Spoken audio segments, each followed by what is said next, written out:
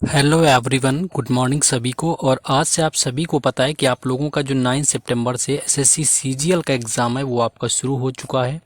जो भी क्वेश्चंस हमें ऑलमोस्ट मिल पाए हैं सारे क्वेश्चंस का एनालिसिस करवाने वाले हैं, और बाकी जो क्वेश्चन बच जाते हैं और मुझे बाद में मिलते हैं, मैं उन क्वेश्चंस को मैं क्या करता हूं कि पीडीएफ में मर्ज करके आप लोगों को टेलीग्राम चैनल और व्हाट्सएप ग्रुप दोनों पर प्रोवाइड करा देता हूं। तो वो लोग आप लोगों को पता ही है, तो आप लोग वहाँ पर जुड़े होंगे।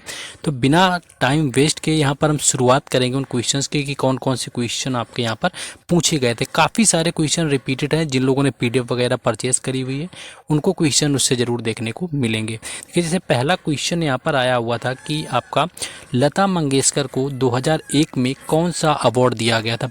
50 बार आपका क्वेश्चन पूछा जा चुका है। भारत रत्न इसका राइट आंसर हो जाएगा। और ये दरअसल भारत रत्न की बात करें तो ये महिला संगीतकार रही हुई हैं। कुल अब तक 6 संगीतकार हुए भारत में जिनको भारत रत्न से, सॉरी, आपके 6 संगीतकार हैं जिनको भारत रत्न दिया गया है। सबसे पहला भारत रत्न दिया गया था 1998 के अंदर। पहला भारत रत्न 1998 के अंदर मिला हुआ था एमएस सुब्बुलक्ष्मी को। कई बार क्वेश्चन पूछा जाता है। दूसरा मिला 1999 में पंडित रविशंकर को, जो कि सितार वादक रहे हुए हैं, जिनका संबंध जो है सितार से रहा हुआ है। इसके बाद जो अगला आपका भारत रत्न था वो 2001 में मिला हुआ था लता मंगेशकर को, जो कि गायिका रही हैं। और दूसरा मिला हुआ था बिस्मिल्लाह खान को, जो कि रहे हुए हैं शहनाई वादक भारत के।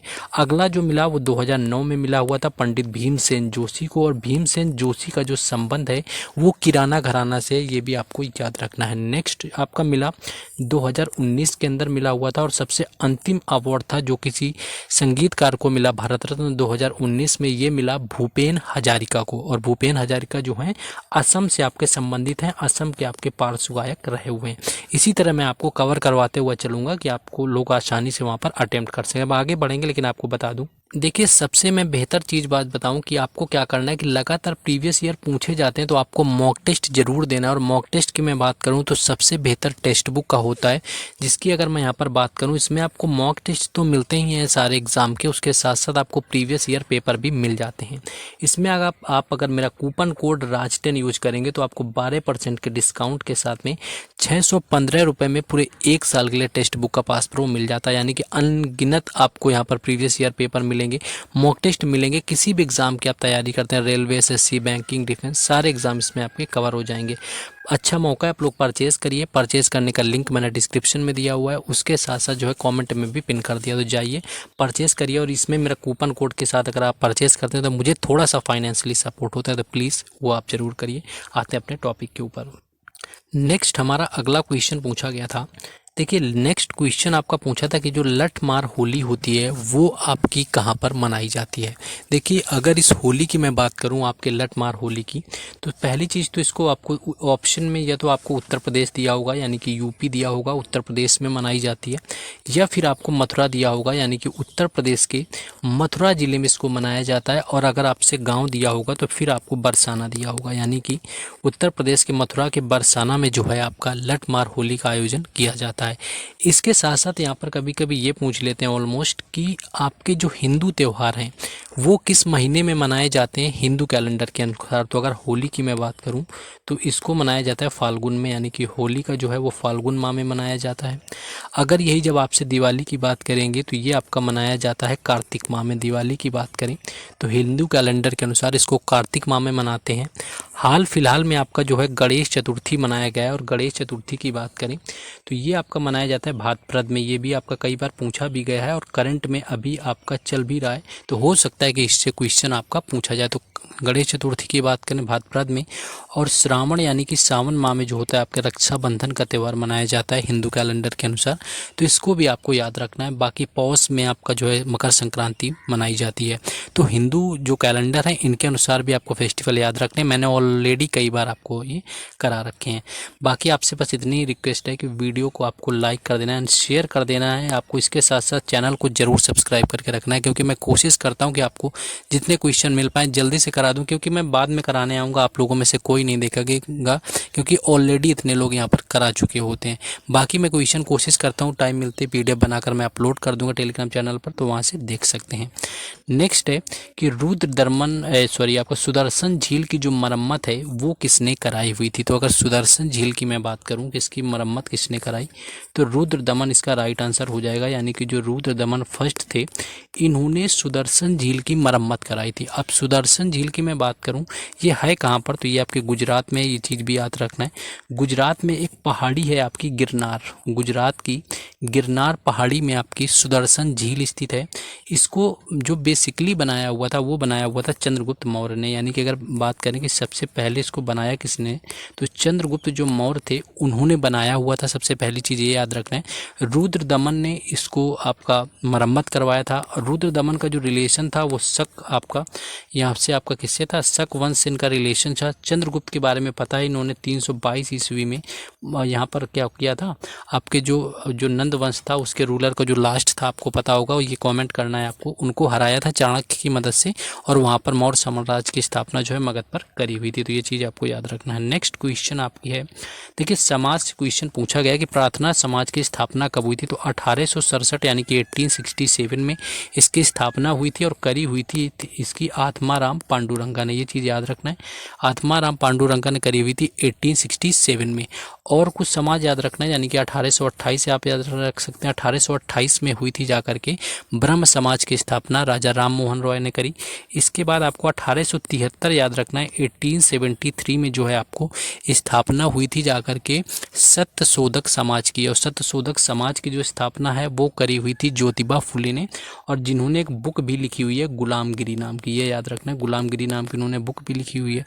इन 1875 की बात करूं, 1875 में जो है ये हुई थी आपकी आर्य समाज की स्थापना, बॉम्बे में करी गई थी आर्य समाज की स्थापना, स्वामी दयानंद सरस्वती ने करी हुई थी 1875 में। नेक्स्ट क्वेश्चन था आपका कि महेंद्र वर्मन किस राजवंश से आपके रिलेटेड थे। तो देखिए महेंद्र वर्मन की बात करूं तो इनका जो रिलेशन था वो आपका पल्लव डायनेस्टी से था, पल्लव वंश से इनका रिलेशन था महेंद्र वर्मन का। कुछ लोगों का और याद रख सकते हैं, पल्लव वंश की जो स्थापना है वो सिंह विष्णु ने करी हुई थी, ये आपको याद रखना है, यानी कि इसके फाउंडर अगर आपसे पूछे तो सिंह विष्णु रहे हुए थे।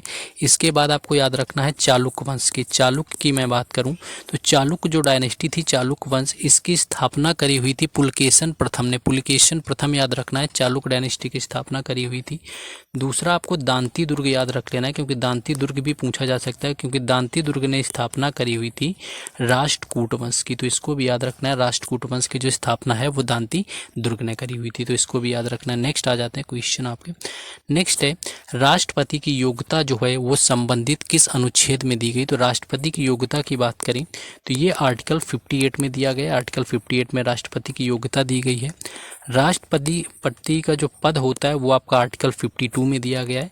53 में कहा गया है कि राष्ट्रपति जो होगा वो कार्यपालिका का प्रमुख होगा। आर्टिकल 61 याद रखना है, महाअभियोग से रिलेटेड है, और क्षमादान पूछे कि किस आर्टिकल के तहत क्षमादान देता है तो वो आर्टिकल 72 होता है। राज्यपाल के आर्टिकल की बात करें तो आर्टिकल 153 के अनुसार आपका जो होता है वो राज्यपाल होता है।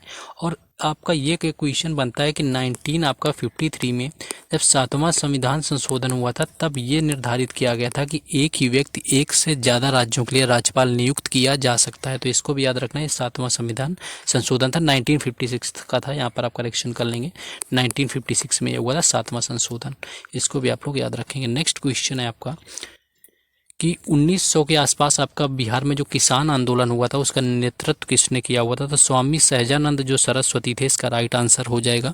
बाकी क्वेश्चन में कोई भी डाउट हो आप लोग कमेंट करके बता सकते हैं, जिनका फर्स्ट शिफ्ट में एग्जाम था। स्वामी सहजानंद सरस्वती ने, एक्चुअली ये आपका जो किसान आंदोलन हुआ था ये 1929 में हुआ था, यानी कि 1929 में हुआ था। इसमें जमींदारों के खिलाफ एक्चुअली किया गया था जो कब्जे में भूमि ले रखे थे किसान की, बिहार का था, और इसका नेतृत्व किया हुआ था स्वामी सहजानंद सरस्वती ने।